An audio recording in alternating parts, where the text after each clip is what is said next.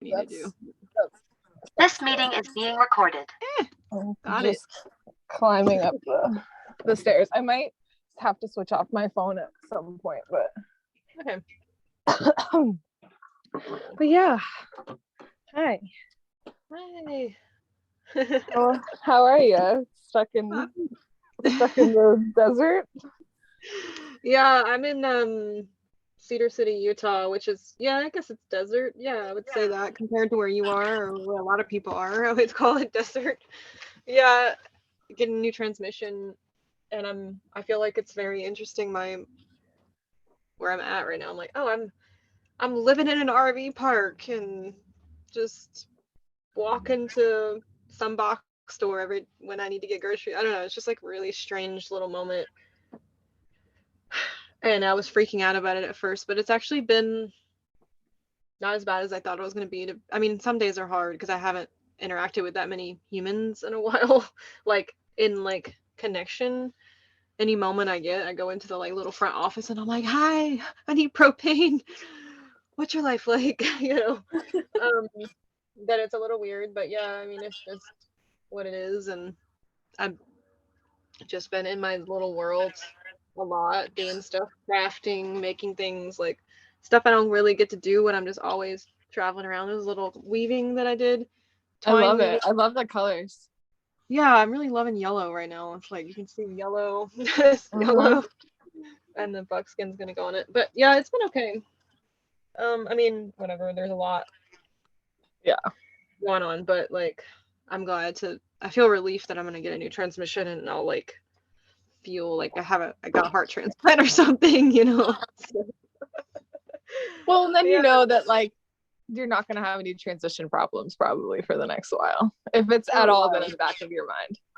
Yeah, I mean, they were shocked that something bad hadn't happened already with how many miles were on it. So I was like, okay, well, I'm actually lucky in a way that it didn't break down somewhere. Well, it kind of did, because I kind of had trouble in the middle of Nevada, but I didn't like have an accident. It was just annoying and vulnerable, and whatever. But I made it out alive. So so far. But it's like being out there, it's a really intense landscape that can be medicine, because it's because of the solitude and how you really like are faced with yourself and the environment, and without the context of immediate social, like the social norm, social realm. It's like you and the land and the timelessness of it. It can be both medicine and like in those moments you're like, oh my God, like I could die out here and no one would know. Like, I think that's part of the medicine of being in nature, though, is like really being in it. And I was talking about this to somebody recently, of just like having lived in more remote areas and like made life there. There's just this element of like nature is our ultimate mirror. So it can be this beautiful desolation, or it can be like the biggest underworld of our lives, And I think that the more that we end up getting connected to it, the more we end up getting connected to ourselves too. It's like vice versa.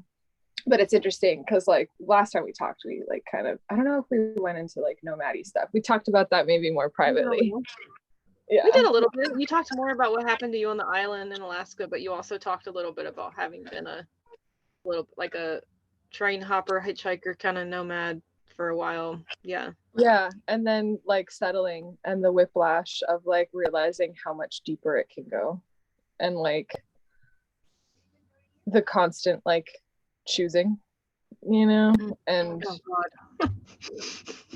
and it's like in some ways that doesn't end when you stop being nomadic. It's just different. Instead of like constantly feeling like you're choosing these really big things, you're choosing your mind set shifts on the daily. And that's like that's been really pertinent. That's the newest layer I feel like I'm going into even more so through motherhood now. Yeah. Is like how much we create our reality through the narratives that run through our mind, and how simple it can be to turn things around, but how much self-responsibility it really takes. And like, I think that, I don't know, the kind of connection to some sort of more like warrior spirit, but like on the poetic end of the spectrum than the like head chopping end of the spectrum. Mm-hmm. I mean, when you got all your needs met, like, because when you're traveling or you're kind of like not really rooted or grounded in and like haven't decided that big part of your life, like you don't necessarily have all your needs met at every moment, and you're having to just live with that, and there's an inherent stress to that, like that you're tending to more than actually things that are going on inside, although like they're kind of a thing that feeds itself, because the way that you're perceiving your reality is still affected by your internal landscape just the same. But it's just like when you get all your needs met, there's like comfort, security.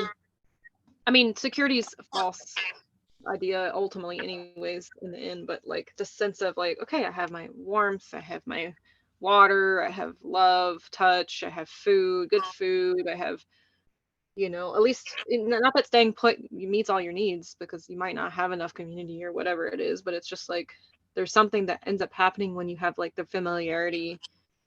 I have my tea every morning in the same place, the same countertop. I have the same walk I try to do every morning, the same like bush that I go visit. It like changes because those layers like accumulate and build something that then like has you sitting with yourself every day, like how was I approaching this bush yesterday when I came over to it, or how was I approaching this walk yesterday? So I hear what you're saying, like, and in some ways I'm like, what is that like? Like I want that. What is that like? And it's like, yeah, like I think the intention for this talk with you, I mean, what we're doing right now, just checking in, what's life like? A lot of people really loved your episode of the podcast and the things we talked about, and also like our conversations and stuff. And I don't really have a full plan, but I also just like getting into some of this stuff to me is like, seems like would be really awesome. So we kind of already have moved into it, but I guess, you know, when we last talked, you hadn't had a kid. That was the biggest thing.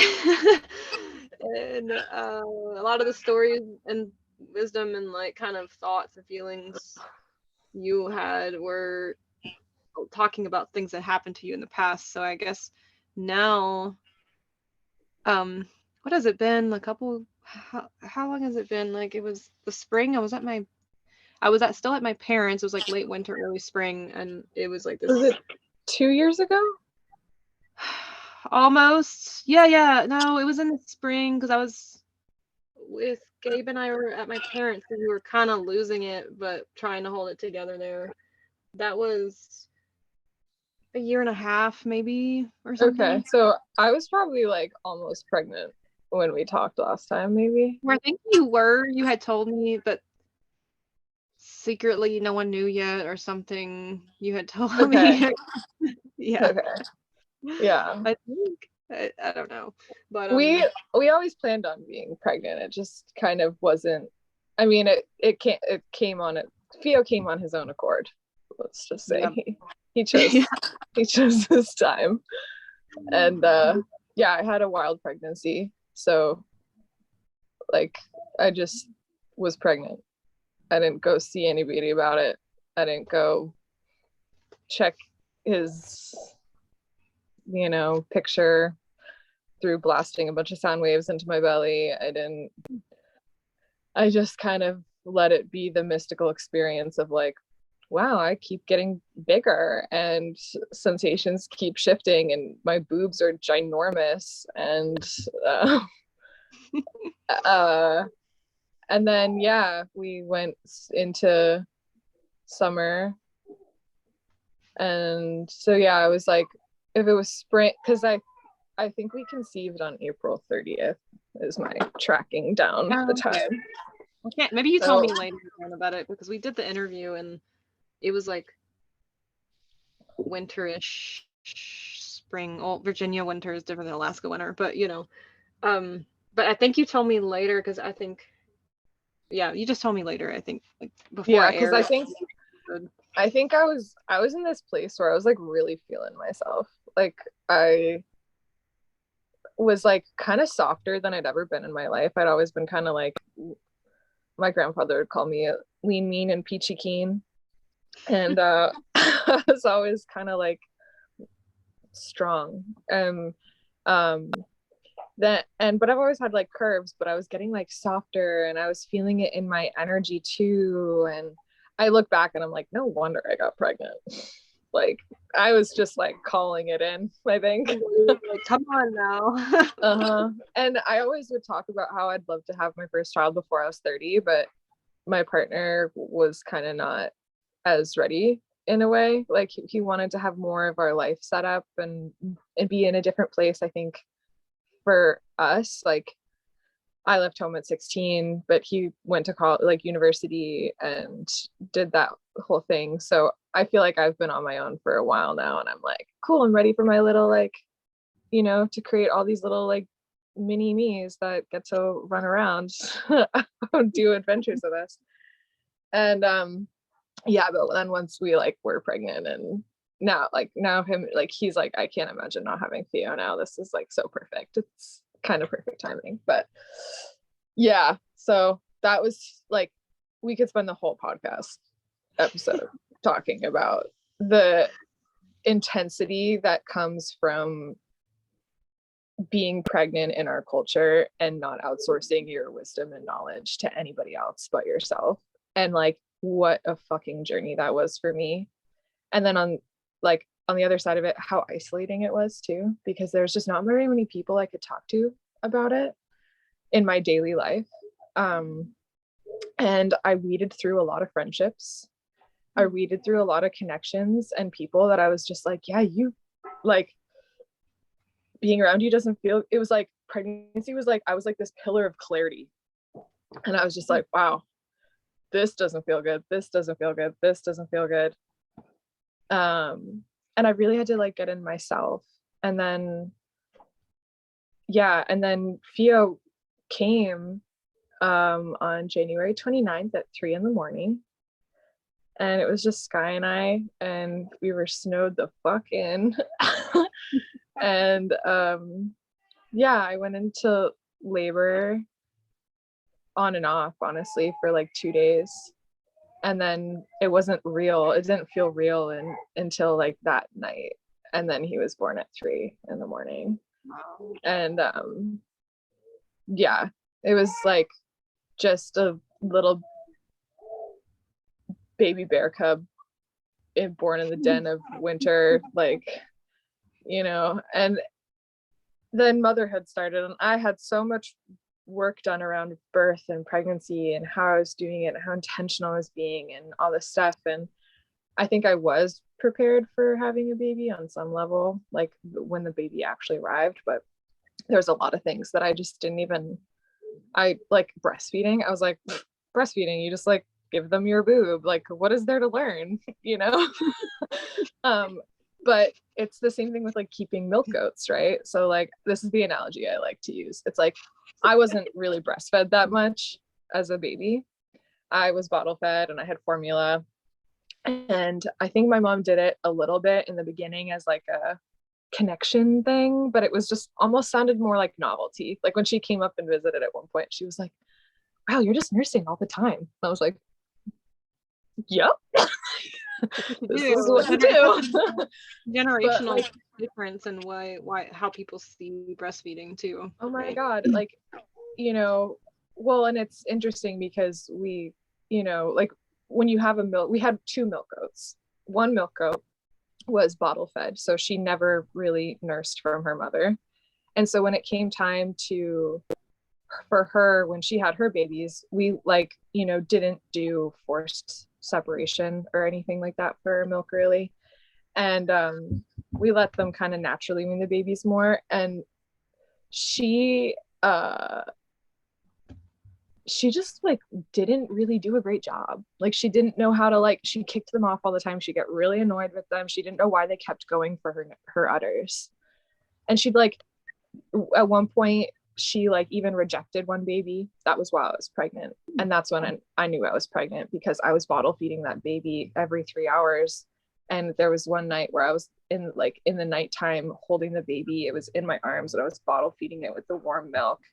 And it was like right at my boob level. And I just started weeping at how, and it was like milk drunk on me. And I was just like, oh my God, I'm so ready for my own baby. I just like need my own, I want my own species. I don't want to go put this baby back in the barn. Like, you know, and then it was like, I think a couple days after that, me and Sky were like, you know, I think maybe we're pregnant. There was just a lot of signs, but yeah, I felt kind of like April, the milk goat who wasn't really nursed from their mother much. Like, there are certain things where it was hard to tap into my intuition around motherhood in a way, because I had the like mind gap of like my social conditioning, you know? And so it was like I'd have to work through that to like tap into like my animal conditioning of like how this works, what I'm doing, because I've been trying to intuitively mother for as best I can, but there's a lot to pick apart, and our culture is just so not worked around mothering. I mean, if we look at Earth as like a representation of mother, like it is very clear we all have a big mother wound because not very many people are really living in life like in a, not even just reverent or reciprocal, but even like connected. Like there's a attachment wound and issue in people's ability to connect with the earth. And I think that's been a knowledge for me for a while, but you know, then you pull back the layers every time when you're trying to get closer and closer, and you're like, damn, this goes deeper. Mm-hmm. So you feel like that has come up for you in a way that you didn't know before because now you're a mother. I think this is until we fucking die. I don't think I'm ever gonna like get to the center of the onion and be like, cool, I never have more to, I'll never have to learn more from the earth and this connection and myself. And I feel like I am viscerally, anytime I start to even have those inklings of thoughts, life is like, bitch slap across the face, like, let me humble you some more. Yeah. Motherhood's the same. It's like, oh my God, I slept 5 hours straight last night. Like last two nights I've nursed like more than every hour in the night. So I'm not really sleeping more than like 40-minute stretches at a time.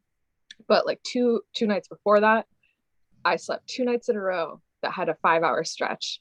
And that was the most I've slept in a stretch since like, I think I was around 8 months pregnant, which was wow. 10 months ago. And I was like feeling so good. And I was like, oh my God, I can't believe we reached this point. Like now I'm going to get to start having more sleep. I'm going to feel so creative. Like I'm just feeling, and then it's like, life is like, honey, what are you talking about? No. That's something something I hear a lot of people talk about who have new babies, is like the big change in sleep if you're breastfeeding and you're not leaving your kid to cry in another room and like, you know, whatever. Some people do it that way. That's how it was for me. Like I don't remember. I didn't co-sleep with my parents. I didn't get breastfed really. So, you know, so but I had to go back. Attachment wounds. Yeah, God. Yeah. Really, this year with some of my stuff going on, I'm like, damn, I do have a lot of childhood wounds, like shit. But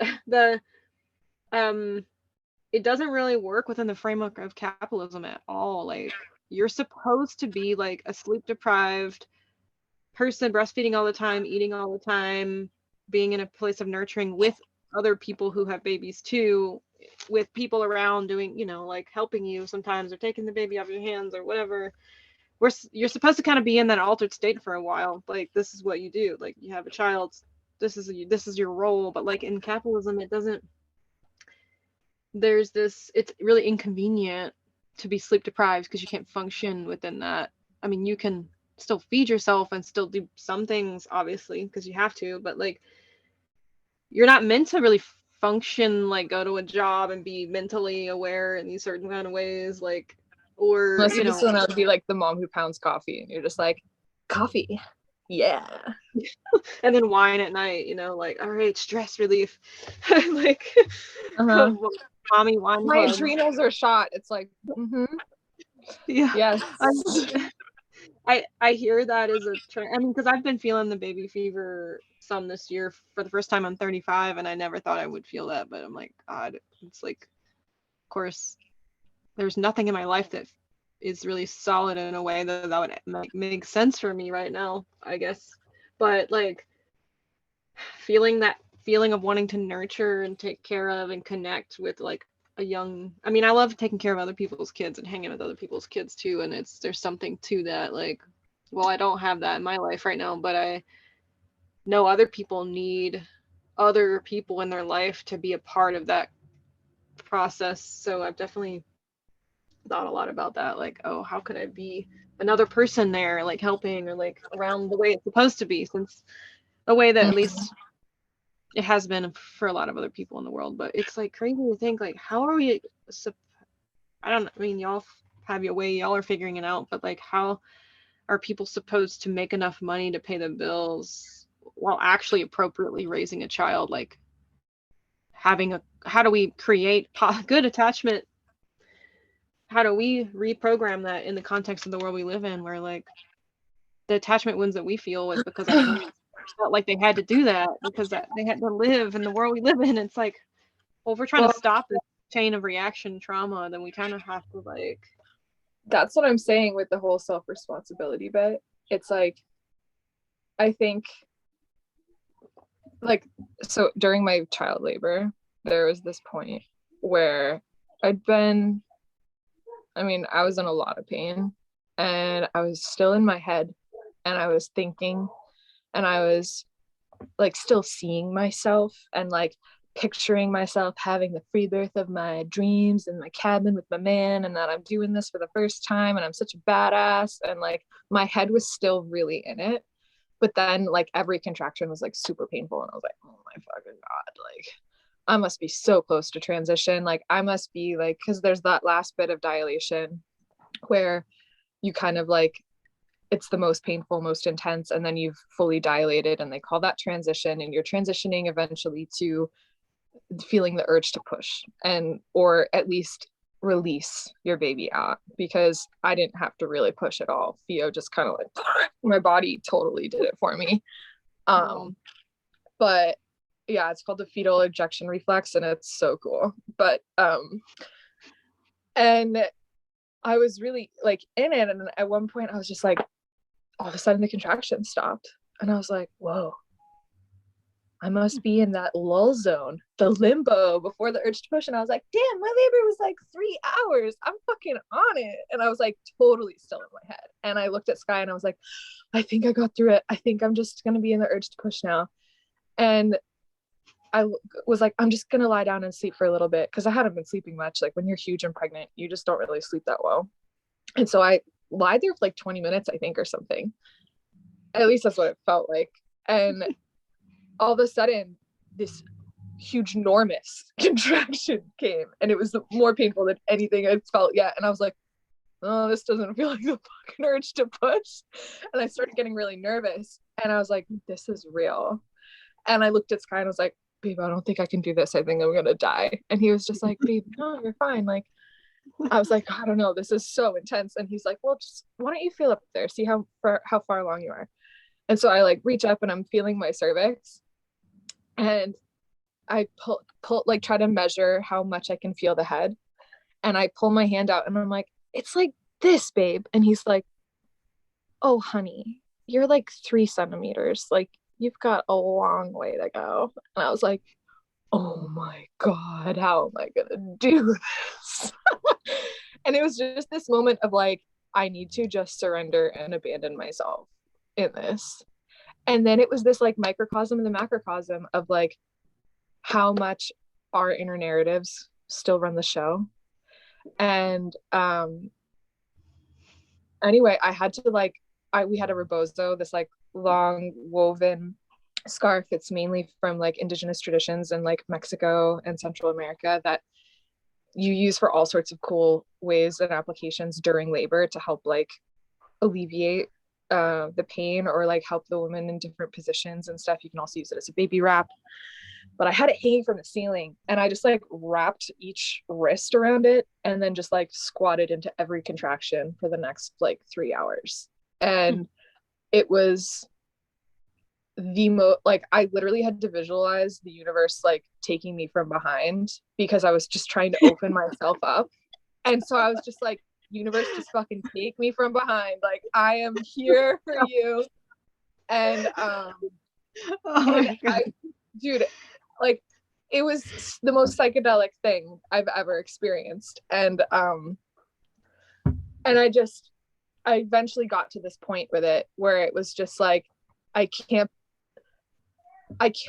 didn't think I could do what I was doing. I had to like completely step out of my victimhood self of like, oh, poor me, this is really painful. And like, how am I going to do this? And I just like, I want someone to help me and save me from this feeling. It's like, there's none of that. Like, and I was like, and then when I, eventually, had the baby and go through the experience. And then since then, so far, my postpartum has been this like complete dissolution of all of the areas of my life where I have been feeding the victimhood wolf.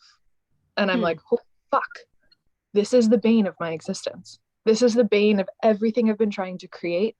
This is the bane of like all of the ways that I seek to more deeply connect. It's the victim in me that pulls myself out of it. And like, don't get me wrong, there are things in my life that I have been a victim to in certain experiences, but I don't have to live in the victimhood. And making that distinction has been really hard for me, I think, in my life. And I think like in the, our last episode, whatever talk together, I mean, it's characterized even by that conversation. Like I was living so much in the past still in a way. And in a way I kind of am, but in the sense that I'm like, feel like I'm finally closing these like bigger loops that like I had no idea I still was like strung up by. And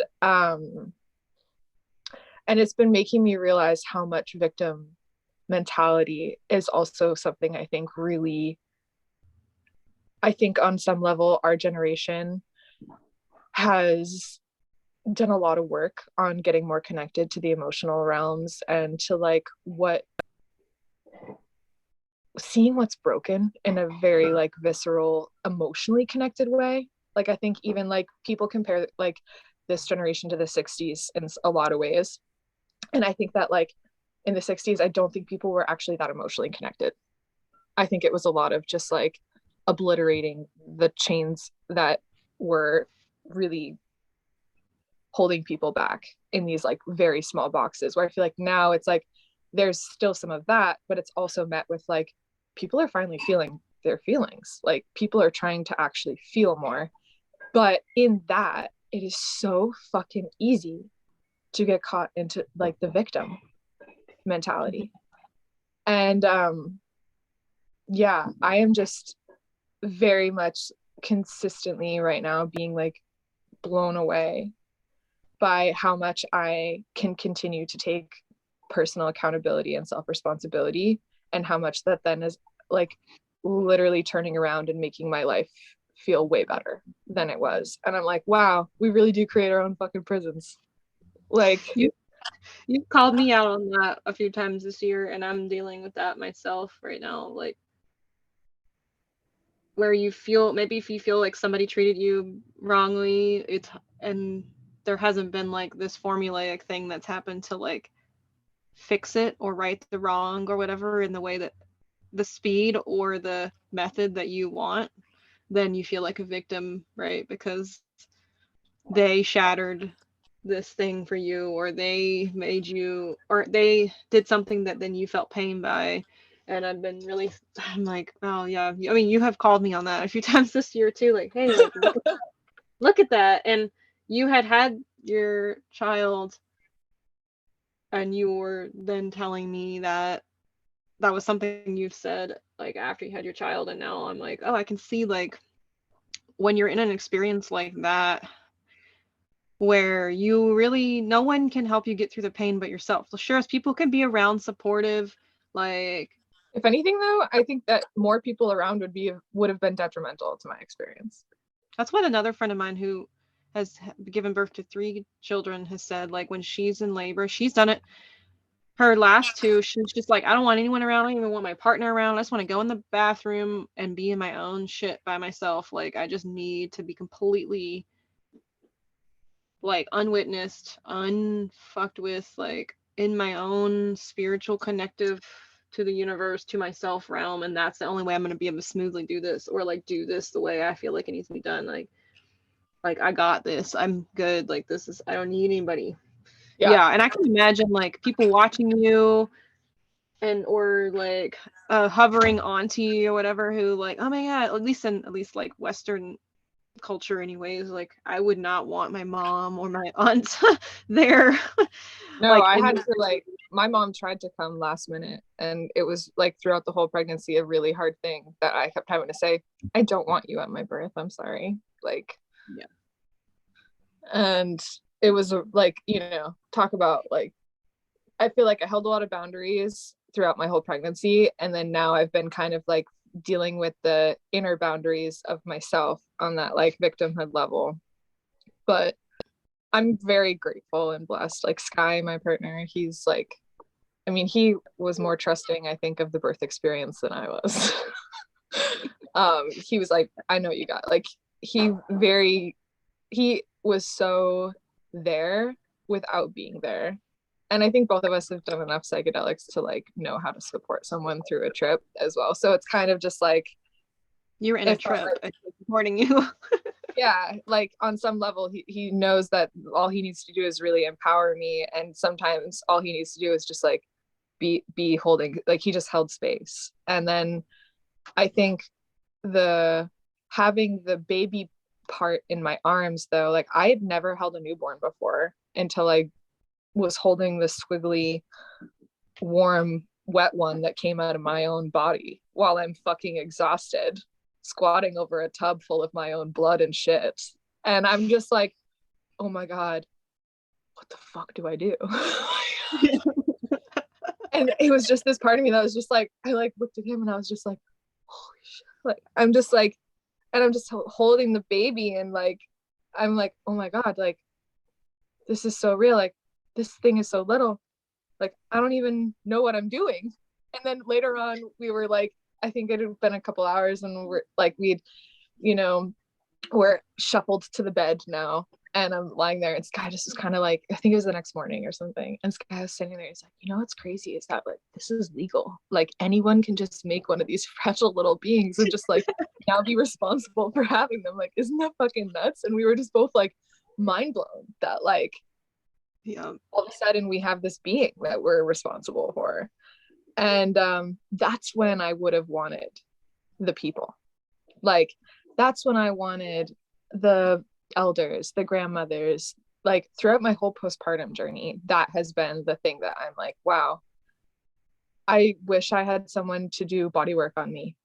I wish I had more friends who would come over and like cook a meal and like, offer to do the dishes, or be willing to just like when a baby's little, like they're napping sometimes like throughout the damn day, and I'd have like someone come visit, and then Theo would start to get a little fussy and want to go for a nap, and they're like, okay, I'll head out. And it's just like, or just go chill in the fucking room over there and read a book, and I'll be down and like, or like let me get him asleep in my like on the carrier, and then I can kind of like, and it just felt like everyone was like hands up off, wanting to like give me my space. And it was just kind of the same mirror of what I was facing, which was in that first moment of like, oh my god, I don't know how to care for a fucking newborn. No one knows how to care for a new mother.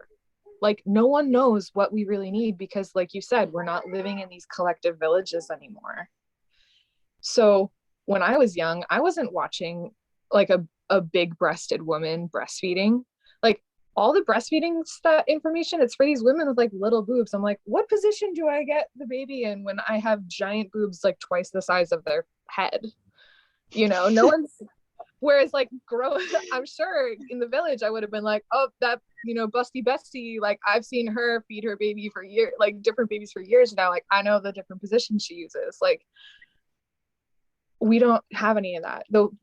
Just, and I feel like then the people that are like, you know, the people like the elders of me and Sky's family that have come and tried to like offer support on some level didn't do it like this.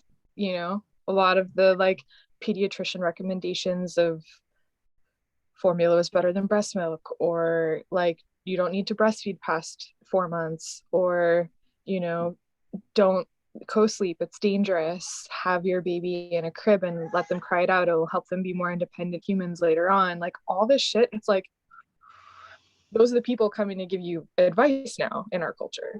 Very few people have done it and grown up and are embodying this perspective. And so when you were asking that hypothetical, I think earlier, just kind of like, well, how are we going to break the cycle? And like when we're still dealing with our own pain, and through not living in victimhood and having fucking radical self-responsibility, in my opinion, because breaking the cycle in your own lineage is fucking lonely and it's intense, and it's not probably going to be different than that. And I'm not doing this for right now. I'm doing this for 7 generations down the line. I'm doing this for my, you know, future daughters and the eggs that are being made in my body. I'm doing this for the mitochondria that will literally just be replicated out of my body for each one of my children.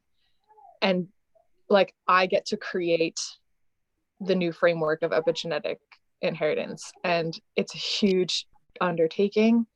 And I think living in the victim focuses so much on like not having the village, not having all these things.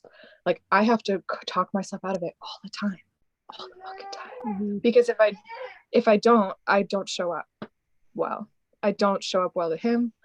I get caught up in the moment of feeling sorry for myself or tired and overwhelmed. And that's a microcosm of the macrocosm of anyone, I think, trying to live a more connected life to like our Mother Earth. You know, it's like it's so easy to get caught up in the like victimhood stories of the things that have happened to us that have led us to where we are. And I'm not saying to spiritually bypass the healing, but because that's not how you heal. But I think on some level how we heal is by like looking at it and choosing otherwise, and like having to make that move to like, fuck, I really don't want to stand up and hold that rebozo right now and squat into every fucking contraction, but I know that like I've got to like meet my pain. And that's, you can't get around it. The birth is like, no, really, you actually can't. It's not like you're gonna take a shot of whiskey when you're giving birth. And I don't know, maybe some people do, but probably shouldn't, you know, like. No, your baby's gonna come out drunk. Get around the pain. You can't. You gotta get like through it. I mean, or you get morphine, but plenty of women, or an epidural, and it literally numbs you from like I think the neck down. Like, and like how do you actually get it out, the baby out, then if you can't feel yourself? Like, I mean, you know, forceps and suction and vacuum and coached pushing. Fuck that. Which, I mean, 60% of US births right now are induced, or like, you know, and if they're induced, it's a medicated birth. I mean, like, I read a statistic recently, it was like 1% of people in the US are currently lactating. And I'm like, only 1% of people are like currently breastfeeding? Like, and it's just, I mean, statistics are kind of bullshit, but it's just this like, I mean, it's even in this small town I live in, I mean, I don't really see very many like kids out, and I don't really see very many women breastfeeding in public either. I mean, we went out to eat last night, I think for the third time ever. And and there was like an old guy on the other corner of the room who was like mean mugging me for breastfeeding at the dinner table.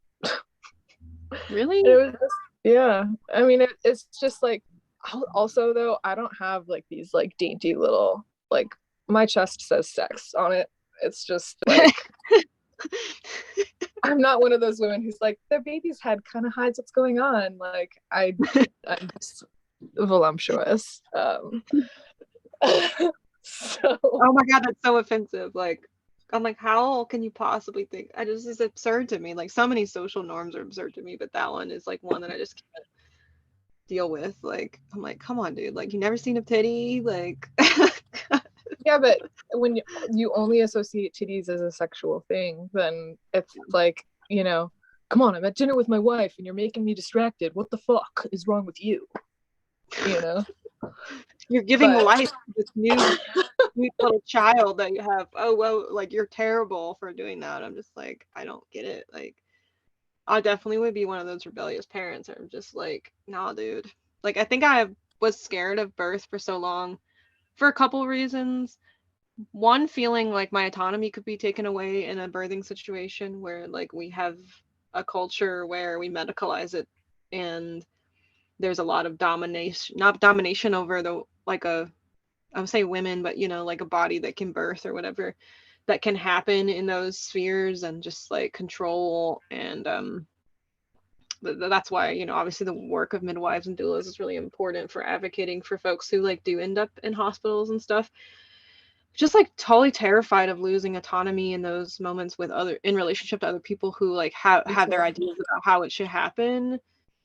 You know, it's both like a doctor, but also like you're saying, like people who have their ideas about what birth should look like, that might be your family or like nurses or people in relationship to that too. and like well-meaning, it's not necessarily from a place of negative, like they don't see it as a negative fear-based place, they see it as loving and caring, you know. And that's the hard part, and that's why ultimately, like, I think that birth is just like any other psychedelic experience. Like, you get exactly what you need, you know. And I think like, if what I had to contend with mentally and emotionally is like, what if I do end up having to go to the hospital? What if something happens that like actually warrants that, and I'm gonna have to go there, and I'm gonna like, you know, this guy's a very gentle man. Like, is he really gonna be able to like advocate for me when every doctor is being pushy and telling him what needs to happen, and he's scared, and we've both never done this before? And like, I was really nervous about that, and I just kept having to remind myself that like the universe has always given me exactly what I need. Like, if that was the birthing experience I was going to have, it was because it was going to mirror something to me. It was going to have a lesson in there for me. And I think for every woman it's the same, you know. And I think for all children, like, our little souls choose our parents. In my perspective, I think they know what the fuck they're getting into. I think that they know, like Theo knew he was going to come into this wackadoo family living in a cabin in Alaska who probably are going to be pretty isolated, and he's mostly going to hang out with chickens and sheep. And, you know, be more of a nature child, because we don't really have that many friends, and we don't really have that many people around us that are being very actively engaged in our life. We don't have any family in our area. And, you know, like, there are moments where I feel like, oh my God, am I giving him like a really isolated existence? And then I'm just like, no, dude, his soul chose this. Like, stop building this to be something else. Like, I think like, I think a lot of us in our culture, especially in the Western kind of perspective, are very Christianized, even if I didn't grow up Christian, but like, culture is, and God punishes in Christian cultures. And I think in the kind of deeper, more like the ley lines, the like through truth of living on earth, nothing is ever punishing you. It's just trying to push you in a more aligned direction. And sometimes that means having to like learn the hard way. And I think that like, as much as that sucks, that's where it's just another way of not getting caught up in the victim mentality of that experience and being like, well, I had to learn the hard way on this one. And it's because like the universe is actually really trying to get me to really see this and like really step into my power even deeper and in this more aligned way. And that was the dialogue that really got me through, I think, the fear of like losing my autonomy. And like on some level you have to consent to that. Yeah.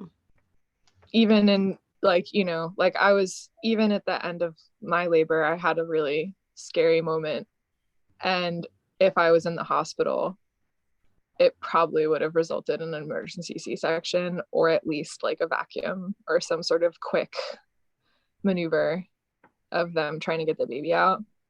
And I got really scared and was able to still have my autonomous mind choose what I did instead, which was to trust. And that's when like literally like I was worried about it. I felt the cord. I had like cord prolapse kind of. I went to feel and it was his head, but there was some of the cord poking out. And I could like wrap my 3 fingers around it.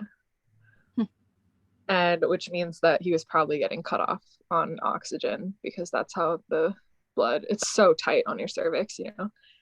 And cord prolapse is one of those big ones in like the free birth world that like is really scary. Like that's, you know, go to the hospital probably. But it was like I sat with it for like the split second that felt like eternity, and I was like, I don't need to go to the hospital. Like, and I was just like really tuned into him in that moment. And he was like, yeah, we're fine. I'm just going to come out right now. So in the ending of transition to pushing, he was out within 10 minutes. Wow. Whereas like in some labors that can take hours, that part, you know. And it was because he was like, he knew what the fuck he needed. He was like, I gotta get out. This is I'm in a bit of a jam. It's time. Yeah. Wow. So yeah, for anyone who may be listening that is, you know, in that similar, I think it's makes sense to have that fear, but I think it's like fear is that thing that can sometimes be the edge we're meant to like step over, you know. Yeah, I mean, fear is a huge, it's like it's its own person or something. It can change so much of how, yeah, like you were saying at the beginning of this conversation too, like the things that we tell ourselves at every moment that you sit with. Like I think the fear is like another person talking. And yeah, like what could go wrong or what could happen, or yeah, it not being what you want it to be or whatever. And but that fear can like what do you do, what do you do with it when you're standing there with it, you know? Like walk away from it, walk through it, walk up to it, touch it, you know. It's like, or let it consume you and like literally consume you. And so it's I mean, that can go with so many aspects of our lives too, not just like in a situation like this. But obviously giving birth is such a big deal, you know. It's rightfully so that you'd be afraid of like hurting your child in this moment where you have a big decision to make or something like that, you know. And so many people, yeah, and so many people have ideas about how you should do it or how it should go. And I mean, and also in life, how you should be living life, what choices you should be making, like, and it's hard to not hear those things too and like be influenced by them. Because like, yeah, I know for me,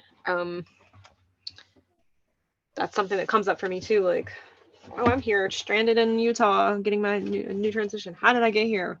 What the hell did I do wrong to get here? You know, the victim. It's a victim. I'm a victim of, well, I didn't choose the financial security, but I chose work that felt like important and like connecting to the land in these bigger ways, or like just this untraditional whatever, like something that isn't with the norm of what our culture says and all this stuff. But I'm like, oh, I just feel like a victim to the fucked up world we live in, right? Like, but we all are navigating and dancing with that in our own ways, and like it isn't. Yeah, I mean, I'm recognizing that that's something that I felt in this too. You know, that's like an interesting what, because I don't want to be here in this RV park. I want to be doing something cool with plants, you know, with people I love. And I'm like, well, this is where I'm at. You It's know, temporary. temporary. I know. I've been like, okay, well, so what? It's 10 days alone. Like after I already spent 3 weeks alone somewhere else. I'm like, well, then it's done. And then you'll think back when like, wow, you got a lot done while you were there. You know, but Yeah. it's temporary. Like everything is temporary, even the things that are Yeah. happy, joyful, and the pain. Yeah, thinking about you with the universe taking you from behind. I'm gonna think, oh my god. That's Oh, the visual you can think of whenever you're like, this is temporary. Universe, just take me from behind and get through this moment. you're like, well, then it's like so much bigger than you, right? So when you were telling me about like how nice it would be to have people around like more after the fact, like, I mean, sure, we don't, it is real that like that's something we need to change. It's not just like mothers need to ask for it, or it's like, no, it's not. It's like all of it around how we see mothers, especially young, like new mothers. They're because they're not productive in capitalism, then they're not as valuable. Just like how older people are just put in nursing homes, or how children are seen certain ways too, and so it's just like it's all about what makes money, right? So I was like, I just thought of something that was really funny when you were talking about that. That was like this summer I was hanging out with some friends of mine, and we were going to do an apricot harvest together, and visiting some of our friends who like walk with their goats, and they have a camel and like a bunch of animals, and they like live out and they walk all the time, and they harvest food and put it up, and we were by these feral apricot trees, and we went out to resupply them and hang out for a few days and make camp together. And two of the people that went were these young moms who both had children under 8 months, I think, and their partners stayed at home. And but then we had, you know, like a couple, it was me, it was them, it was like a handful of us, and they were like, you know what, we want our kids to like come camp with us, and I don't want to feel like I can't do this just because I'm like sitting around breastfeeding all day or whatever. And they both rode with me with their babies. And I was like, this is so fun. I'm like, my truck is like it's like diapers and snacks, and like they're figuring out their baby, like they have to legally, you know, they're supposed to be in a The car like, seat. what are they called? Car seats. Yeah. We're supposed to have both car seats a certain way, and like technically you're not supposed to be holding their baby, you know, all this stuff. I was like, I didn't know all that. Like, fuck. But something that happens on our way back was like one of the babies like pooped in their diaper, and we were like on this highway, we couldn't really pull off, and like, oh shit, like, and we were like, maybe we could wait a few more miles till we get to this health food store we're trying to stop at. But then my friend was like, I don't think we should wait because it's gonna get everywhere. Like, so we find a place to pull over, and it's sure enough, like there's like poop literally on everything. Suddenly it's on my cooler, it's on the chair, it's on like all over the thing, like all down the legs, everything. And then we're like, all right, well, here we are. Like, and the other mom just pretty much was like, I got this. Because like that person's wet wipes and like stuff was like buried in the back of the truck, like it couldn't get to it. Like, how are we gonna deal with this? Like, another mom's like, I got this. And so she went and found her stuff. I held the other baby while she like wiped the butt of her friend's baby. And like all of us suddenly were like, all right, we're doing this. We're cleaning the poop. We're on the side of the road. Like, you got this baby, I got this baby. Here we are. Like, I'm like, oh my god. We all were like laughing and laughing, and I'm like, at that moment, I thought about taking a picture because, you know, like I do a lot of photography, and I'm like, oh no, that would be rude. But later they were like, I wish you had. It would have been so funny.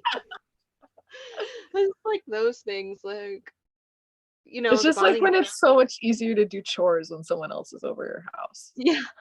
It's like, you just sit there and talk to me. I'll do the dishes and deep clean my kitchen. I don't mind. You know, it's, yeah. Yeah. That's the thing, Honestly, so- I'm very thankful I've not had to deal with that really at all.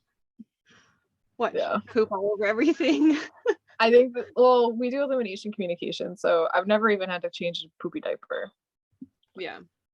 But it means that he is so used to me like listening to his cues to go to the bathroom that like it's a 40 something minute drive into town.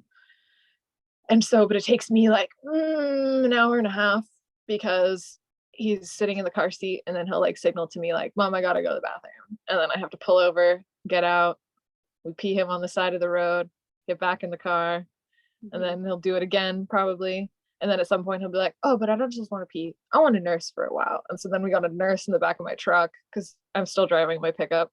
So he's the car seat's like in the like back part of my pickup. And yeah, it's like the whole elimination communication thing is like added a whole different element to this whole mothering journey. But it's actually really cool to see how communicative babies are. Like people just think of babies as not being able to communicate things, and like he will make it very clear he has to go to the bathroom, like, and it makes you be able to pick up on so many other like kind of, I mean, he doesn't speak English, but he talks about stuff and acknowledges things. And yeah, I'm grateful though. Haven't had any, I also just avoid the car a lot, but like haven't had any big poo car. Cause like, dude, it is hard. How the fuck do you change? Like, especially if you're solo, it's like, you don't have enough hands. Like there's nowhere to put the baby, you know? Like, but yeah. We were all crammed in there too. And it was like, there was a logistical, like, how do we actually do this? Literally, it would have been really hard without two other people here to deal. Oh yeah. Yeah, I mean, I think that's like the kind of part that the constant logistics and like how little I can sort of fly by the seat of my pants on things, because I'm constantly having to have the foresight of like, okay, so he woke up from his last nap around this time, and usually he only is asleep, like only awake between 2 and 3 hours, and so if I take this long to get to this place, like where would we probably be at in the day? Like yesterday we went into town as a family and it was like fucking 15 degrees or something outside. Wow. And we're running errands and it's like, oh, dude needs a nap and he's not going to sleep in the car. And it's like we kind of pushed through the grocery shopping a little bit.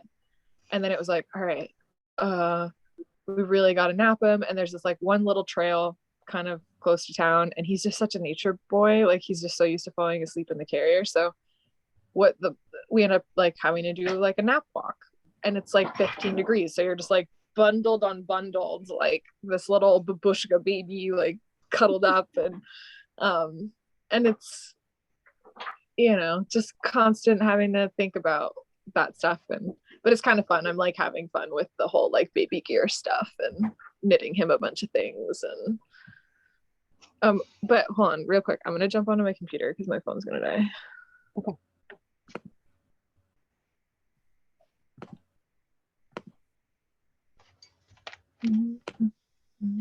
We'll see if I have to press record again, but I will. Does it say I'm in there? Oh, yeah. Huh. Funny. So both of you. Oh, there we go. Still recording. All good. That was funny. Is it good? Can you hear me? Yeah, definitely. So you were like, what do I do? How do I do this? And now you're like figuring it out, you know, like one knitting one thing at a time. No, I mean, one poop at a time, figuring it out. At a time.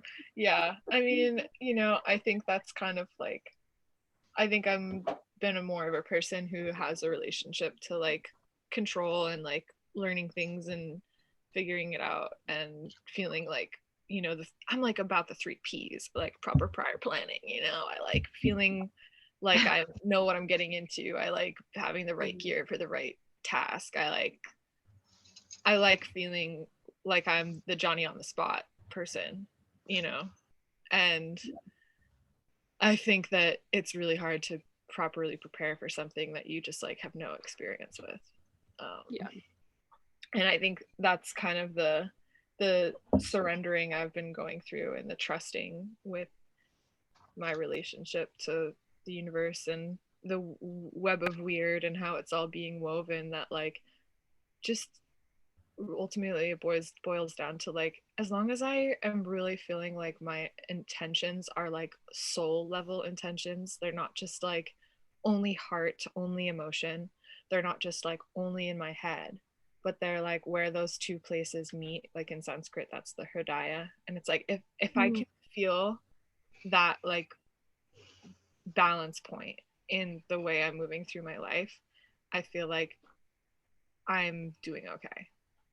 But when I get too caught up in my head and the way I'm making choices is like really in my head, or if I'm like really just living by my emotional realm, that's when I feel like life feels off kilter.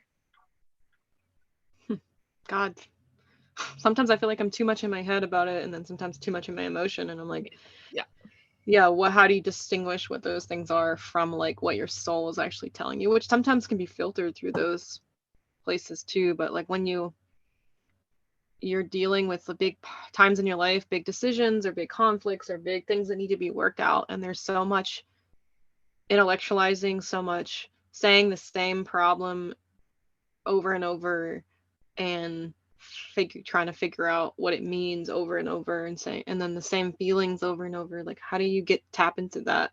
I mean, I don't even know if I'm asking you to answer this as much as I'm asking myself or anybody who might be thinking this way. Like, how do you distinguish? Because I want to answer this, but I'm gonna answer it. I think from my experience so far, it's tracking my patterns.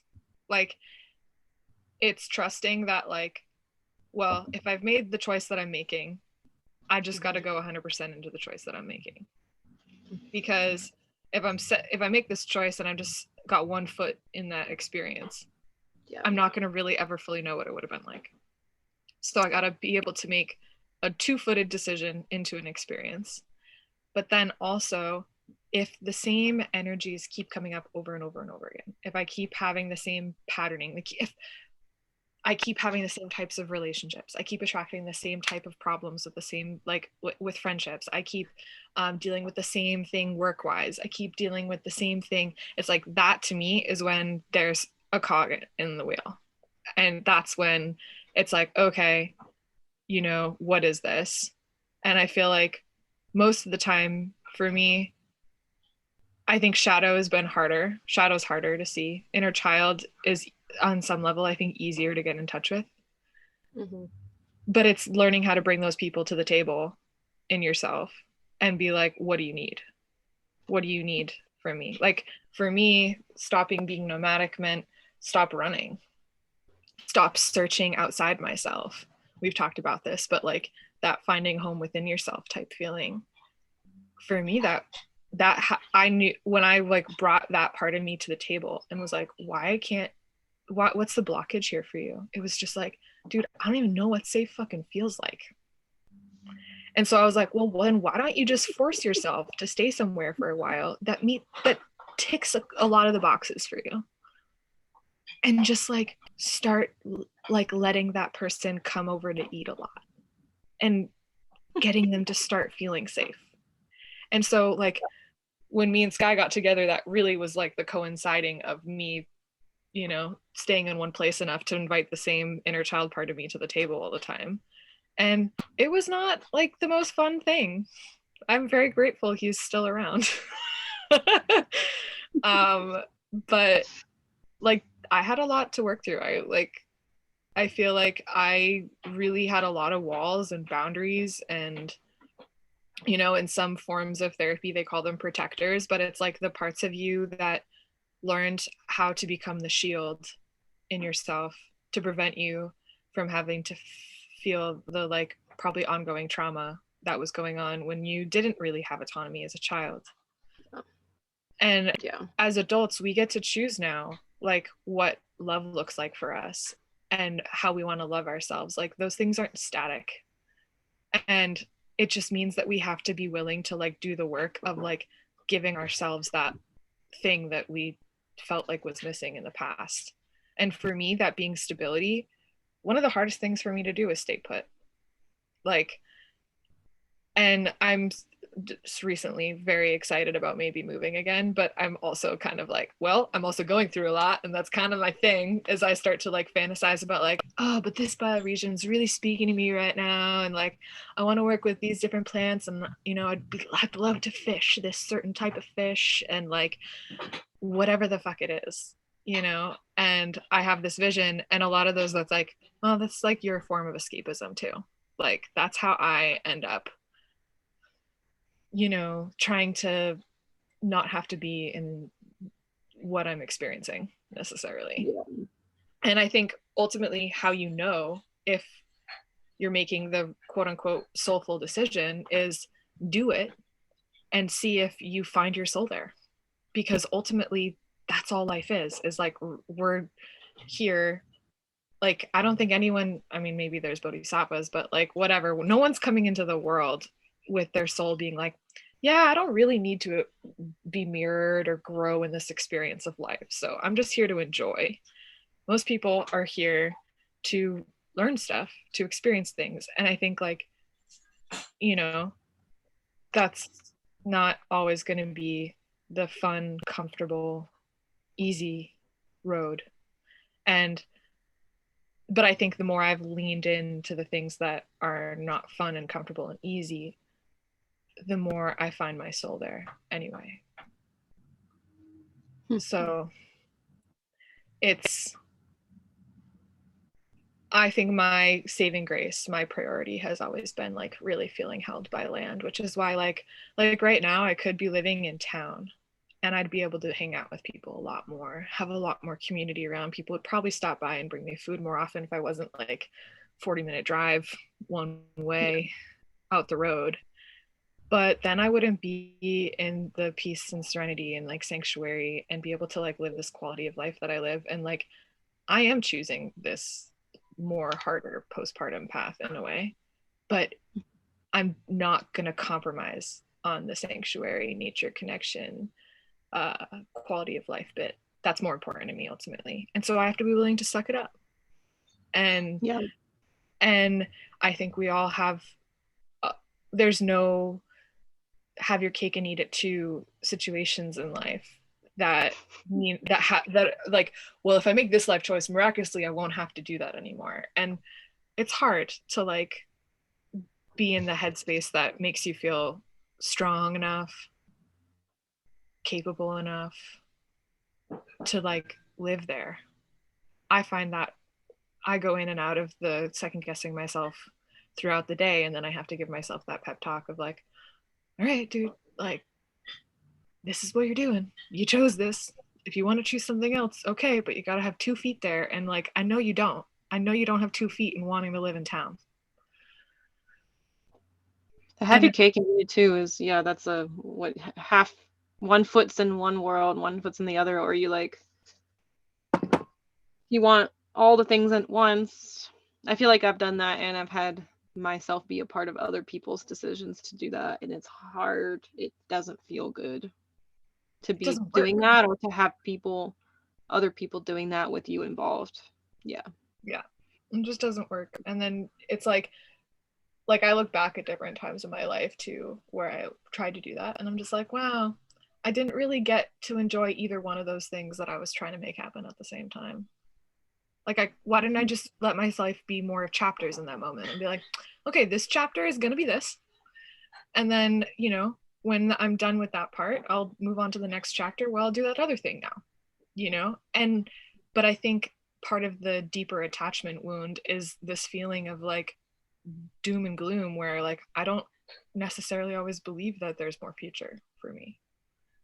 I think that's like one of the underlying fears is that like, I've got to do it all right now because I don't know how much longer I have or how much longer we have. And I think that also is really mimicked in like how we approach land and nature through like climate talks and these like very apocalyptic things. And it's just like, dude, the only thing that's going to die right now is capitalism.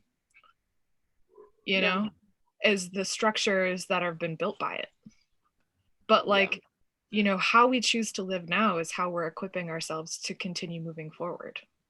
And if you end up on a more land-based way of life, everything takes time. Like, we've lived here for 3 years and we're still fucking building the soil to put raised beds up. You know? Yeah. Like, I things don't happen quickly when you work with land. It makes you pay your dues. Well, things don't happen quickly in relational healing or self and healing with the self either. I'm starting to realize like No. your whole life you spend working on yourself, but also things that happen with someone or people in your life, like things, there's no quick fix, you know. Yeah. It's like, yeah, you can't have the most amazing garden in 1 year the way that you would have it if it was 20 years, you know. So I think, yeah, and then 1 year you might have total crop failure. You might want to give up and think this is not possible. I don't know how to garden. I can't do this. Fuck this. I'm not gonna do this again. Why? But then you take all that, those plants that died, compost them. A year later, then they'll be able to be a part of the garden too, or whatever. And then you'll also be learning like, yeah, so that woodpecker migrated earlier that year, and I'm gonna do some pattern recognition as to like, when I see that woodpecker migrate early or whatever, these certain owls come back around. That tends to be a quick winter come up on in the early fall. So I'm gonna have the pattern recognition of, you know, that I'm gonna make sure that I stay tuned in to the world around me and present enough that I can be really acknowledging those subtlety cues and patterns. And that's the same thing we have to do internally when working through wounds and trauma. Is you're kind of like, I think on some level we all hope to find this like one mantra that will just like all of a sudden eradicate the need to have to like hold space for that part of ourselves anymore. But that's just not how even like any of life works. Like, it always asks us to stay mindful and stay present to patterns and to what's showing up around us and in us. And I think last time we talked, I was like starting the journey of maybe going to school, and I wrote a paper. Yeah, I did. I like beasted out a lot of courses, and my focus was psychology, anthropology, and archaeology, and like health and their intersections. And then when I didn't finish, I'm halfway. I think I'm halfway through sophomore year, and then I was pregnant, and I was like, oh, stopping this for now.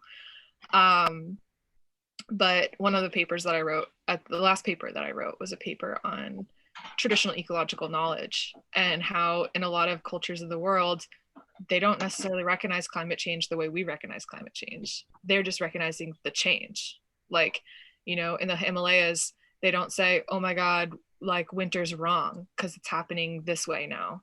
They say, well, the way we look at winter coming is when these different birds come into the area, and they just come at a different time now.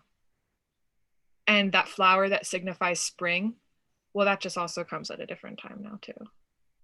And it's like the narrative upon which life is being told and written isn't from this dire predictions, horrifying place. It's from life has changed. It's been this way a long time. And maybe it's different than any of us can remember or our grandparents can remember. But why do we immediately jump to everything has to go to shit? And I think now that becoming a mother, I'm just so fucking like, it's so obvious to me. I'm like, dude, this is all the mother wound. So many of us aren't deeply nurtured in young life anymore. And so it's so much easier to project that out onto everything else. That like, oh, at some point the land is not going to hold us anymore. And it's like, no, like it's not like all of a sudden everything is just going to disappear. It just means that like we'll have to adapt. And so my paper was kind of just about how pastoralist peoples are some of the best adaptable peoples in regards to like learning from indigenous cultures during climate change, because they're constantly moving but at the same time still deeply in relationship to place, and their movements aren't as disjointed as like our more maybe modern nomadic styles. It's very much like hubs and central locations, and this ability to still have that, I will see this bush every spring. What am I thinking now that I wasn't thinking then? Rather than kind of like my nomadicism, which was much more disjointed and all over the place and go here, go there, go there, there. It was like there's still the rhythmic structure enough to be able to still have pattern recognition. And I think for me, the big merging of learning from indigenous ecological traditional wisdom is we need to keep ourselves in enough relationship that we have that pattern recognition. It doesn't just work for when to plant certain crops, when to harvest certain things, how to keep our like plant allies in abundance and healthy and tended in these spaces, but it's also the exact same inner work we need to be doing.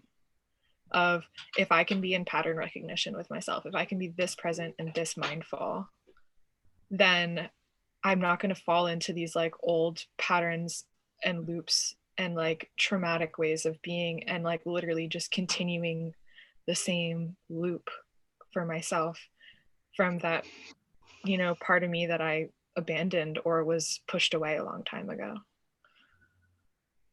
Yeah, I'm saying a lot of things that I need to hear right now, and I'm sure a lot of people listening probably need to hear too, because like Ditto. like it's funny, the pattern recognition thing is such a big thing for me. Like, and when I was farming and living in a community where there was also a lot of attention being paid to like the wild things happening, like, oh, it's time to pick blackberries, or oh, it's time to go get the Saskatoon berries, or oh, like rose hips are ripening. Oh, this is the window of time to get honeysuckle and rose, like this. And remember, and for me, when I did stay put there and I was farming, so I had to be intuitively tuned into like, oh, the chickweed's bigger now. Oh, these things in this particular kind of way, everything around me gave me that information, and I don't like forget. It's weird.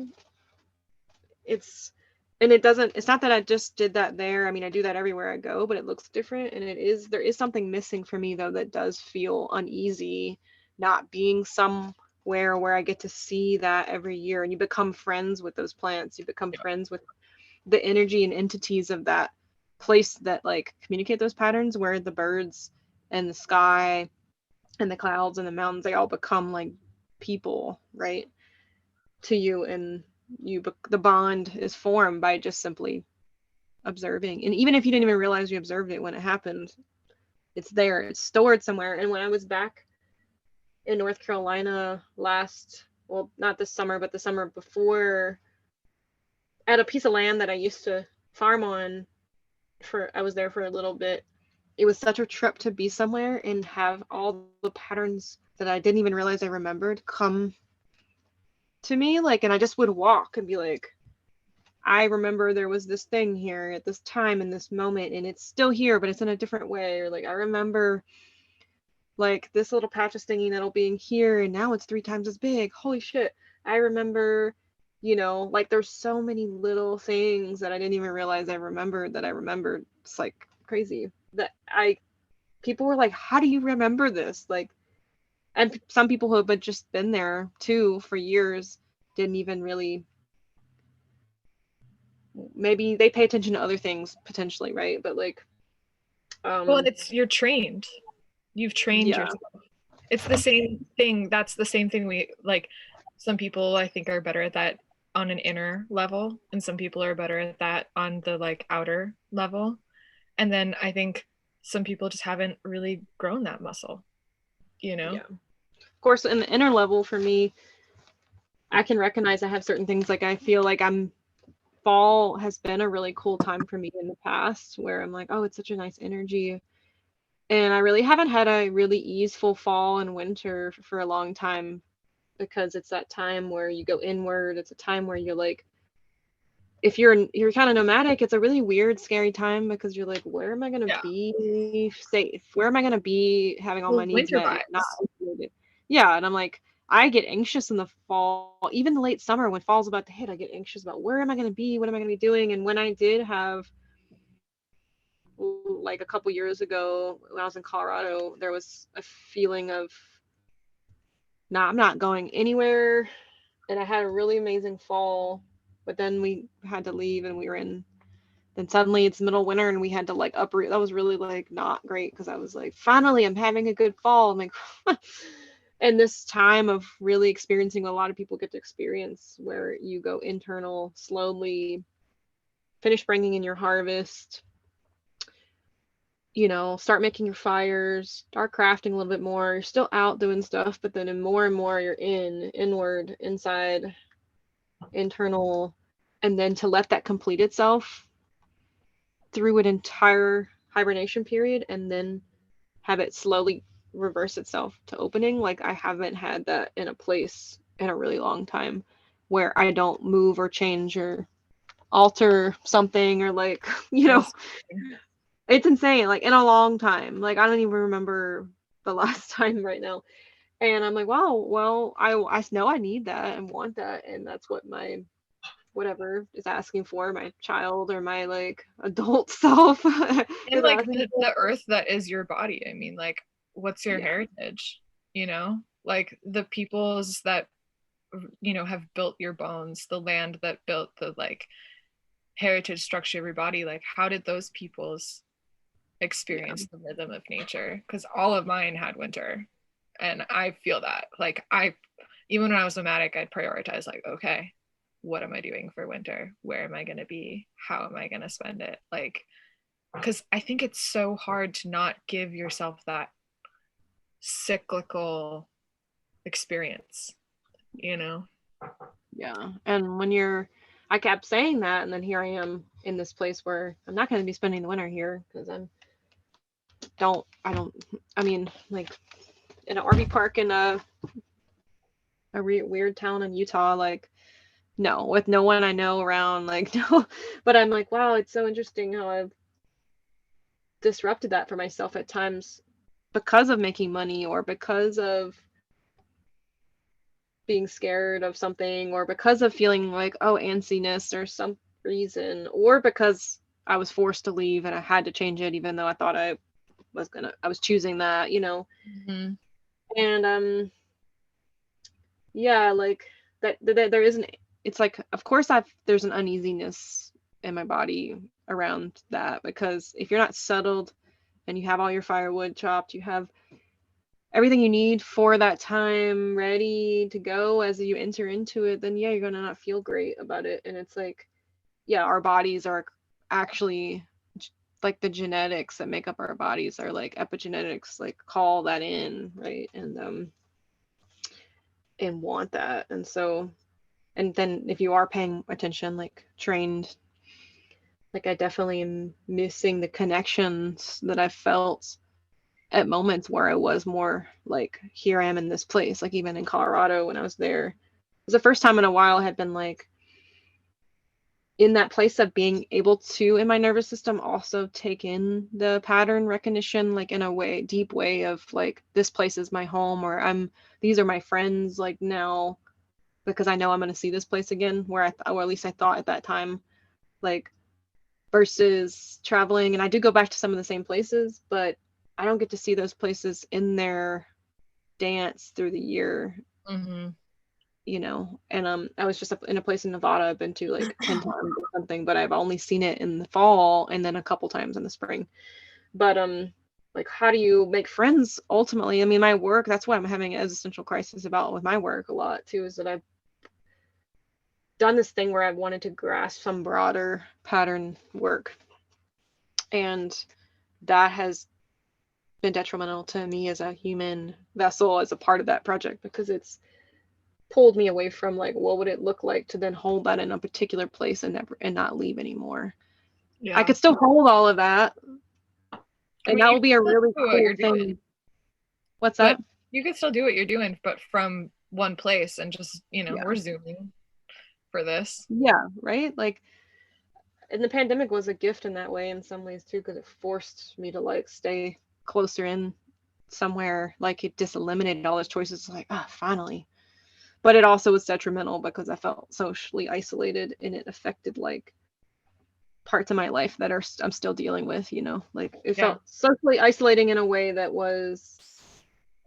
didn't realize at the time I wasn't like feeling like I was suffering every day or anything necessarily, but more that I actually feel that more now around that, but it's like all the choices got eliminated for me, so then it made it easier, and I was ready for it. And so now I'm kind of like not necessarily in that place, and I'm kind of back into this place that I was before that, but I'm also seeing it in a different way, because I'm like, yeah, you literally can't do this in the same way that you've been doing it. Like you will wither away, like because You what's the need point more of, earth. yeah, like integrating all of that, all the patterns into You an have too much orientation. air in yourself to be so mobile, I Yeah, think. for sure. Like, Yeah. I mean, I mean, that's how I felt. Aquarian. But it's like Aquarian. that's why people who have a lot of air are more drawn to doing that mobile, quick change life anyway, because it feels, on some level, it feels so Yeah. fucking natural. Do you know what I mean? No, But then at the sometimes same time, it feels like I'm doing something that does not feel natural. I have this funny thing where I gotta go, and then I'm like, I feel relief temporarily. Okay, I'm something's happening. But then I'm like, oh no, like I'm sleeping in the Walmart parking lot that night or something, and I'm like, why am I doing this to myself again? And It's this funny. is where that pattern recognition comes in. Yeah, This is where that observer energy of like, okay, I have this like inkling of doing this thing, or I have this itch, and if I scratch it, am I just like gonna spread this itch everywhere else because it's actually just poison ivy? Or am I meant to just kind of sit with the itch and that's the medicine?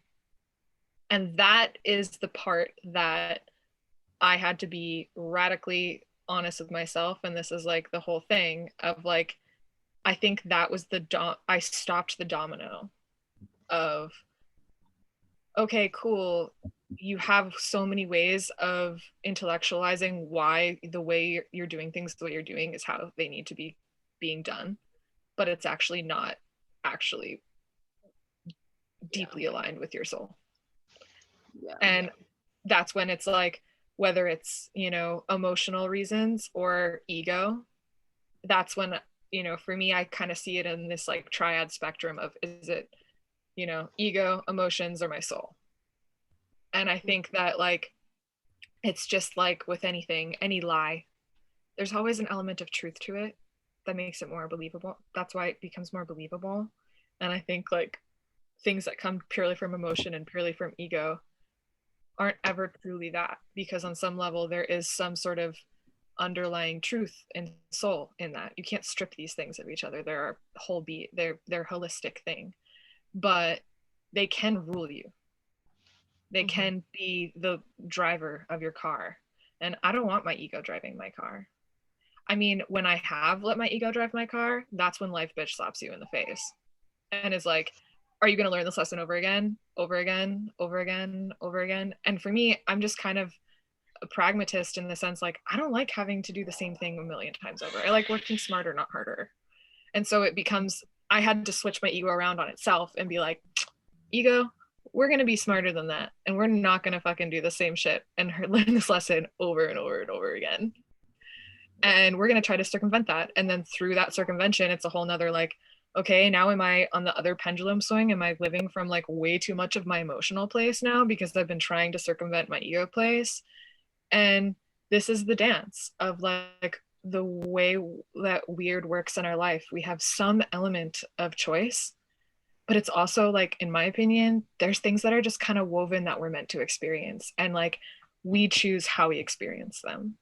we choose how we react to them. But like Mhm. we were dealt these cards that were our childhoods, were our upbringings, all that kind of stuff. And it's like, are we still going to let that shit rule us now and the effects of that rule us now? Or do we like kind of create the mythopoetic structure within our lives to not let it rule us anymore and give us some catharsis and outlet and be that nurturer we need? Like right now for me, that inner dialogue is like, I have to be the mother that I see that I didn't, the aspects of my mother that I didn't feel. I have to mother myself that way. And that also means I have to feel that grief. And then that also means that I have to continue to choose to show up, because if I just live in the heart of it, the grief of it, I don't show up to my life anymore. And it messes up everything. It muddles up everything because I'm not really there. And then if I'm just living from the ego place of it, I think I've got it down and handled, when really I'm just living in reaction to it. And no one wants to be reactionary. It's just reaction. You're probably just going to perpetuate the same wounds that you already are still holding. And then, so ultimately, I'm trying to find that middle path sweet spot of allowing myself to mother my child, live the way that I want to be ultimately living in this world, and on the same token, allow myself to feel the grief of what I mourn for not having. And the only way that I am right now finding to hold all that at the same place is when I don't have victimhood at all. And so I'm having to weed it out from everything. It's like amazing how ingrained, and I thought I didn't really have much of it. It's kind of hilarious, actually, how much I'm finding. Because, you know, we end up self-sabotaging. And it's like, oh, you know, you've been saying this for years that you want to live this more cyclical thing. And it's like, well, then how the fuck do you keep end up not having a winter somewhere? You know, it's because you self-sabotage it, you know? You get caught up in the like whims or like emotional feelings or whatever, rather than going, okay, higher self, I need this right now. And there's going to be probably a lot of other voices that come up that try to self-sabotage me away from getting to that thing, because like growth feels pretty shitty at first. And so it's going to probably feel shitty. But that's because I'm like, what happens when you're growing? Well, stuff starts feeling small. It starts feeling shitty. So you got to grow. And it's just, you're getting a new size. And it's funny how like it's looked different every year, to be honest. Some years it's been the same pattern kind of, but then there's been a few years where I try really hard and then something happens. Of course I can say it's somebody else's fault or something else happened. Like we had, but maybe that's what you're meant to learn from in that experience, you know, in my opinion. Like, we're doing this, we're having a good fall and into the winter, everything was like so great about it in so many ways. There were a few things where like, oh, you know. And then I don't want to say too much about my personal life in this particular instance. I was with someone and we were in our bell tent. We had our home like going, and then we got kicked out. We had everything was good. We got kicked out, and it wasn't my fault. It was kind of the other person's fault, but also but you chose. The reality was we probably something would have happened no matter what, because the place where we were staying was not the people were ultimately not great people. The land was amazing. I was like enchanted by the land.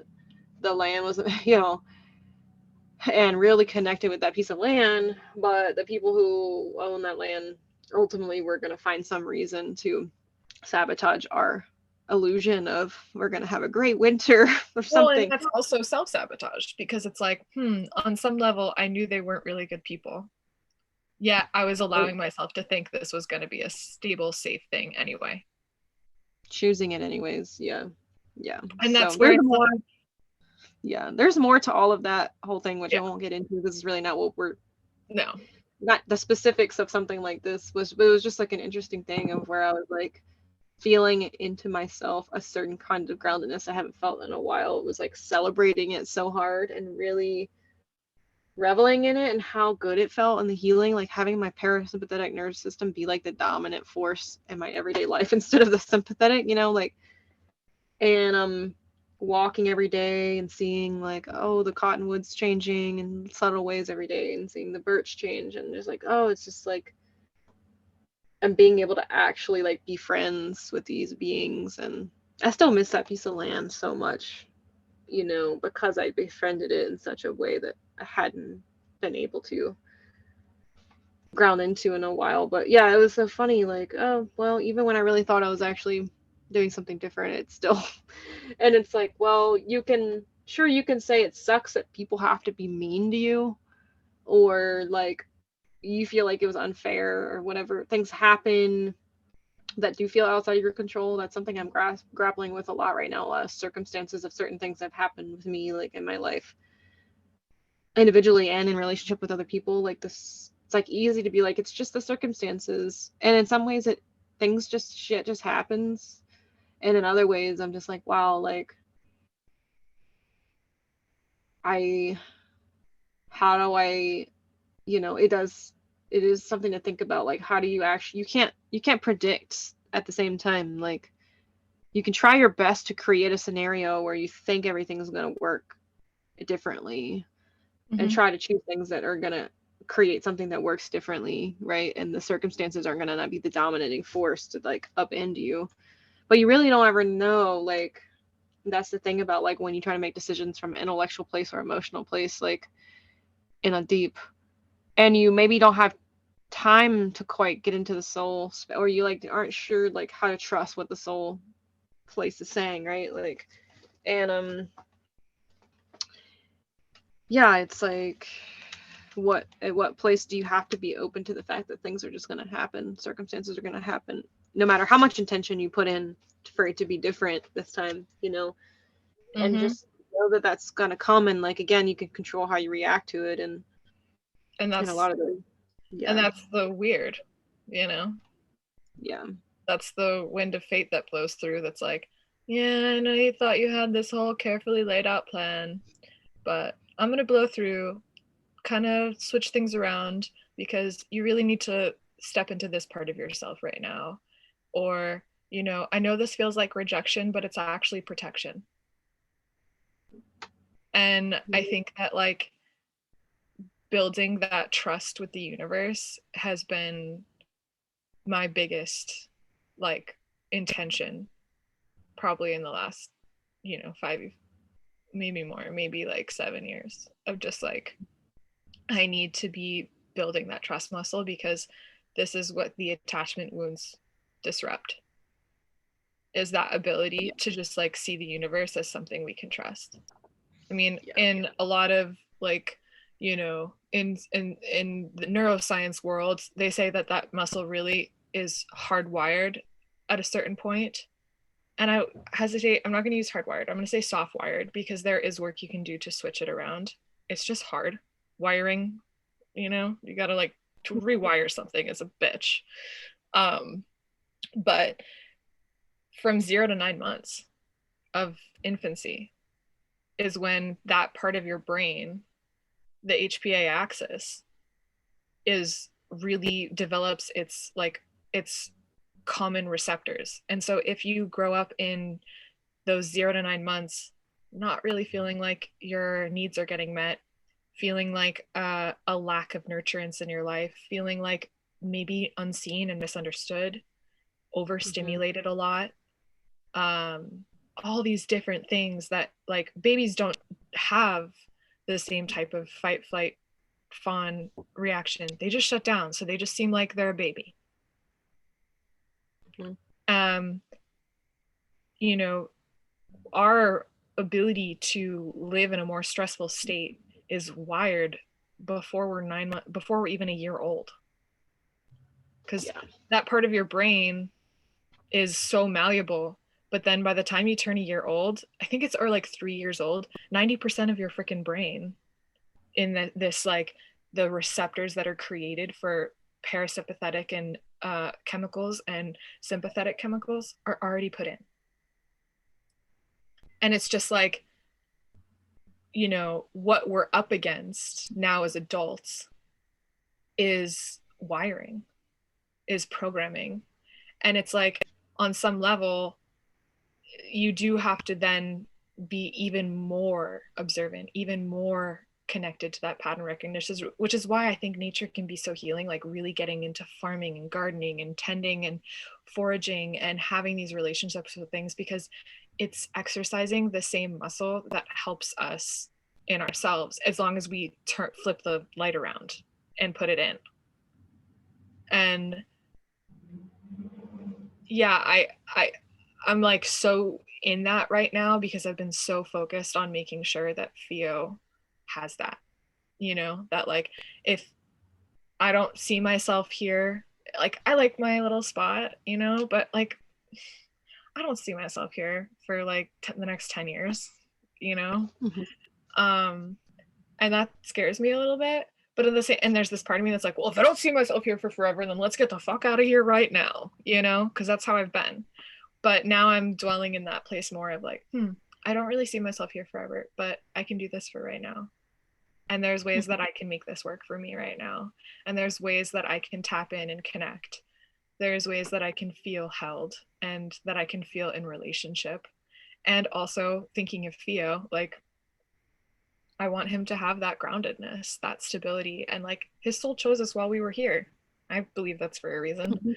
I believe his little Aquarian self wants the extra fucking solidity of this, like, me and Sky really present in this time of our lives with him in this like small ass little cabin together, you know. I think on some level it's like, we, even by thinking we can plan what's perfect for us, is egoic. And I think that that's the first step for me in navigating what my decisions are coming from, is like, do I think that I know better?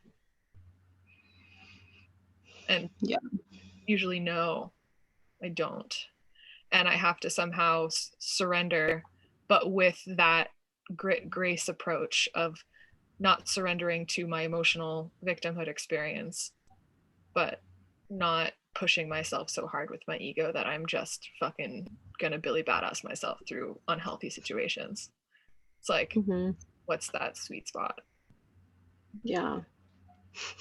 I feel like I got on here with you just for, it's like almost like a therapy session or something. I mean, we're in conversation, but I'm like, yep. Like, I think that's my job. I think that's my soul's role here. Is I just like, that's why I'm going to school for what I'm going to. I'd like to be able to have an actual on the books therapy practice at some point in my life. Yeah, the way you pull together like some of these other things that you've studied a lot too in your life, and it all kind of make it. Yeah, I've been going to therapy more this year, and so like becoming more familiar with what does it mean to talk about inner child work or parts of yourself that have this or that. Like, I haven't been familiar with that language so much in the past. Like, I haven't been doing anything like that in my life at all until recently, and I'm like, wow, this is such a different way to be thinking about all this, and like, it's new for me in some ways, and other ways I've been hearing it, but like new for me the way I'm starting to see it, and it's not easy. I'm gonna recommend a book. Okay. It's called Feeding Your Demons. Feeding what? Feeding Your Demons. And that's a good one for like my analogy of bringing the demons to the table and figuring out what they need. And then another one for like kind of the journey of eradicating victimhood. I hear a little child is She by Robert A. Johnson. Okay. Come here, my darling baby. Did you fall? Oh, come here. Oh, my love. Oh, hi. Why do you not have sockums? Oh, you do have sockums on. Like co-regulation win. Yay. Safety hi. love. Hi. I was Hey. figuring we probably would get off here soon anyways, but it was fun. Like, hi, such a happy little baby now all of a sudden. Yeah, this is called secure attachment. Hi. Hi, Duba Duba. You're doing okay? He's, you know, this whole learning to walk thing is quite the fucking tumble bumble nation. Hurts sometimes to learn new things, huh? Yes. Well, Yeah. thanks for joining me on this. And any last words before we go? No, I guess I got a lot of beautiful messages and DMs and stuff from the last interview talk we had. Yeah. And some of the like topics that people brought up, I've been really trying to like, you know, figure out how to share more about in my work. And like, I really, like last time we talked, I was really like, I want to start doing more online workshops and things like that. And I really think that's like sort of what I want, but more so it's like, I want to just have like talks. Like I want to do stuff like this and like pick a theme and kind of have people be able to come and like feel that sense of like probably what on some level both of us feel right now. That sense of like connection, having a deeper conversation, witnessing people in their experience, and like continual development of authenticity. So yeah, I'm kind of working on it, but I've also, you know, full-time momming. So if you are listening and you want to be in on whenever I get my shit together enough / have some creative clarity on these things, just I have like a mailing list sign up in my Instagram thing, and I really don't send much out pretty much ever unless I really have something to say. So that would be a good way to stay in touch. Cool. As you get more than 5 hours of sleep, as that honestly progresses. No, it's more so just like I think like Sky has his own business, and so he's like, you know, he does like building projects and all sorts of things, and he's finally like kind of in the slowdown of the season. So I'm gonna have a lot more of like this. I was able to just sit here with you for however long that was because Sky could hang out with him. I can't have like conversations like this very easily for like that much mindful attention when I've got this little Duba. Unless he's like this and breastfeeding, and then it's fine. Yeah. Yeah.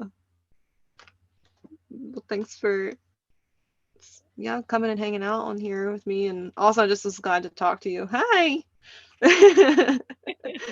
In general, you know, and I'll be excited to share this because I was like, I just think it'd be fun to do a hey, what's Sarah up to now that she's got a kid, and what's, you know, so many people want it or like excited about that conversation. Like I still have people message me and be like, I love that conversation with Sarah. Had me thinking about so many things. I'm like, yeah, me too. I listened to it like so 3 times this year, I think. I'm like, I love gotta remember that what people were mean by that, and like, oh yeah, like you being triggered's not bad. I remember there was something you said that's just teaching you something.